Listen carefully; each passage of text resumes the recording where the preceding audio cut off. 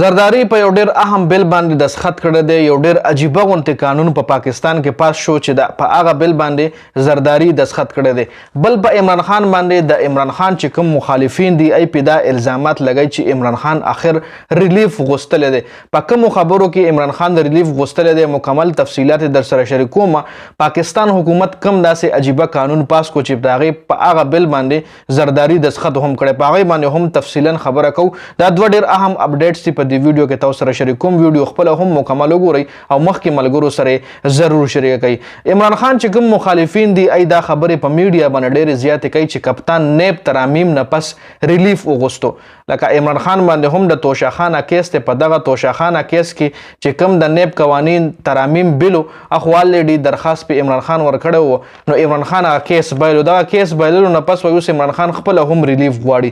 دا خبرې د پیپل پارټۍ او د مسلم لیگ نون چې څومره هم غټ رهنما دي ای هم کوي او لفافه صحافیان چې کوم دي ای هم کوي. اصل کې په نیب قوانین ترامیم بل باندې لګي خبرې وکړو نو د دې خلاف عمران خان درخواست دایر کړو. کله چې د پی ډی ایم حکومت راغو نو دای په نیب کې چې کوم د نیب چې کوم قوانین دی کې دای ترامیم وکړ مطلب چینجز پکې وکړ. چینجز پکې داسې وکړل دای چې څومره کرپشن کړو هغه عمر اماونټ چې کوم دی هغه نه کم کرپشن چې وای سو کوي نو د هغې به نیب چې کوم دی انویسټیګیشن نه کوي. نیب به د کرپشن نه مستثنا وي چې 50 ارب پورې روپۍ دی تقریبا یادولي چې 50 ارب نه کم کرپشن انویسټیګیشن به نیب نه کوي.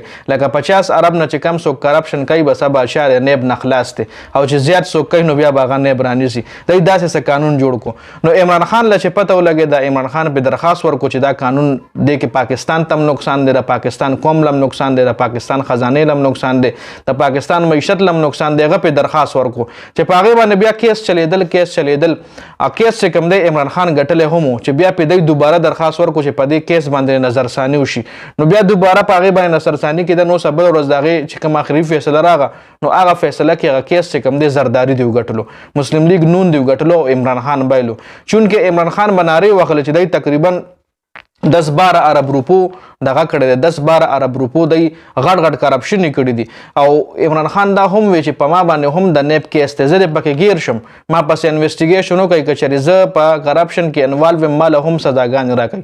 خو دا خلک مه پرېږدئ. د نیب چې کوم د قوانین کې ترامیم شوی دا ترامیم تاسو مطلب کالعدم قرار کوي. خو د عمران خان ونه شوه او هغه نیب قوانین ترامیم پاتې شوه کالعدم قرار نه شو او دغه خلک چې کوم دی یو قسم له NRO 2 دی له میلاو شوه. نو څه کپتان اوس د دې مخالفین چې کوم دی دا خبره کوي چې کپتان هم ریلیف غوښتی دی. لکه موږ له خو ریلیف میلاو شو کپتان هم وایي چې ما له توشاخانه کیس کې ریلیف راکوي. بل زرداری چې کوم دی هغه یو نوی قانون چې جوړ شوی کوم د مسلم لیگ نون حکومت او د پیپل پارټۍ حکومت په شریکه قانون جوړ کړی په هغې باندې زرداری خپل دستخط کړی دی. د دې قانون مطابق په اسلام آباد کې چې بغیر اجازته څوک جلسه کوي نو هغه 3 سال نه والې 10 سال پورې قید کېدی شي.